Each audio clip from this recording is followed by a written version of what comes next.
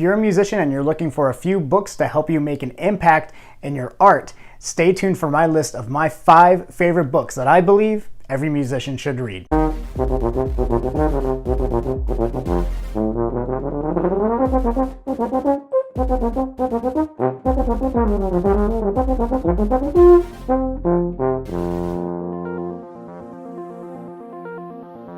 What's going on, everybody? Aaron here, helping musicians get better, faster through educational videos, product reviews, and performances. And again, today we're going over my 5 favorite books for musicians. Now, if you're new here, I do videos similar to this one every single week, so consider hitting that subscribe button and ringing that notification bell to make sure you don't miss out on any new videos. But let's jump into it with my first book that I'm going to suggest, and that is Seth Haynes' Break Into the Scene. Now, if you're an old school fan of this book, you actually might remember it because it was one of the first product reviews I ever did on this channel. When I first started this music career a few years ago, I found this book because he was on every single podcast I was listening to at the time, and this book really helped me start my career as a freelancer and really helped me generate income and come up with like exposure ideas and all sorts of things, because he gives you really good ideas and exact templates to follow, including an email template with the book that can really help you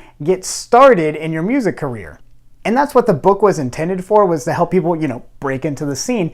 But I keep finding myself giving advice that I've learned from that book and giving it to my friends who are like band directors or already in orchestras to help them find extra side things to help them generate new revenue. It's been really impactful for my life, and that's why I put it on the top of my list. Go check out Seth Haynes' Break Into the Scene. The second book I'm going to recommend is actually one I read in graduate school, and that is The Inner Game of Skiing by Tim Galway. Now, I know some of you guys are like, wait, why is he not telling us to read The Inner Game of Music, or maybe the first one, which was The Inner Game of Tennis? I've actually read both of those, and still, Inner Game of Skiing is my favorite one out of all 3 of the Inner Game books that I've read.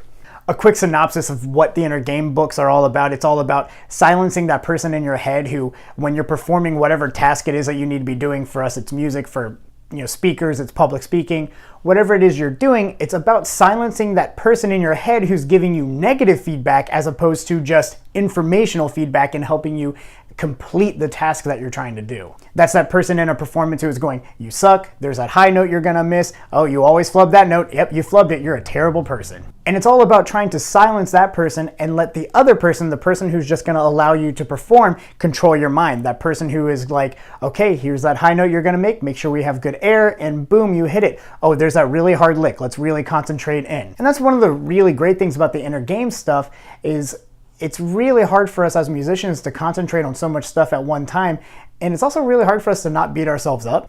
And that's why everybody likes the Inner Game books. Not only does it help us silence that person, but it also helps us beat up ourselves less, which is gonna help you actually have a much longer career, because if you keep letting yourself beat yourself up while you're performing and let every performance get you down that doesn't go your way, you're gonna have a short career because it's gonna beat you down. Now, the reason I suggest skiing as opposed to music is, first off, the music one's actually one of the longest ones, and it gets very analytical, and I think that kind of defeats the point.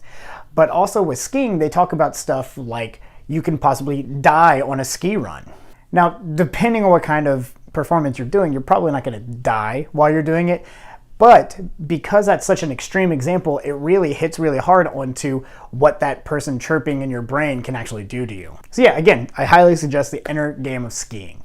Now, the third book on my list is another just kind of general book that works really well for us musicians, and it is about art, and that is The War of Art by Steven Pressfield. Now, this book is for those people who let excuses get in the way. That person who puts things off or is waiting for the perfect time to release that album, or the person who is waiting for inspiration to strike. Steven Pressfield is a writer, and he talks about how he kind of breaks through all of those hurdles and just gets down to doing the art. One of my favorite quotes from the book reads, "There's a secret that real writers know that wannabe writers don't.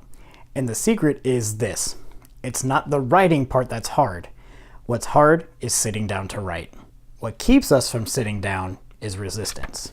And that resistance that he mentions in that paragraph is something that he touches on. The resistance is that urge to just not do what you need to do.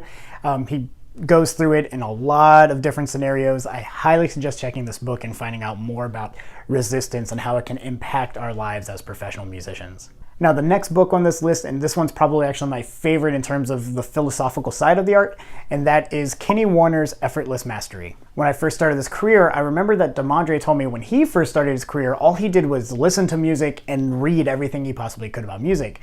And I reached out to him and I said, hey, what were some impactful books? And this was the first one that he gave me. And I can see why. It's absolutely impactful for how you think as a performer. The TLDR, this whole book is just a manual on how to just shut up and play. Kenny Warner himself is a jazz piano player, and he talks about how a bad night on the instrument can equal a bad night in general, and how to separate those people. And he also, one of my favorite things, especially as a euphonium player, we think about tone a lot in the low brass world, and they talk about, the first thing you think about when you're playing your instrument is sound good.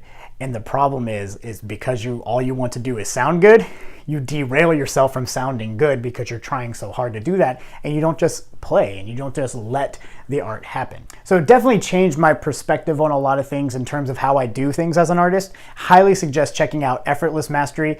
It's so important to me that I actually give it to a lot of my students to read as kind of like graduation gifts or other things like that. Highly suggest this book. Now that you're super inspired and you're generating all this great income with all of your new thoughts and inspirations, now you're gonna have to learn how to manage your money. It's no secret that musicians are kind of notoriously bad with money, and it makes sense. It doesn't come in your bachelor's of music education degree. It doesn't come in our music degrees. We don't learn how to do our finances, so we're just kind of like thrown into the deep end and you have to figure out how to swim. So that's why I suggest I Will Teach You to Be Rich by Ramit Sethi. And I know I butchered that name. I know it. Sorry, little buddy, I can't say your name. But yeah, this book has been great. It's really helped me put my finances kind of in autopilot and making sure that I don't do silly things with my money, and making sure my money works for itself, and that I can eat food and live indoors happily with the money that I'm generating as a musician. And now you might actually see the bookmark here and be like, well, why is Aaron recommending it? He hasn't even finished it yet.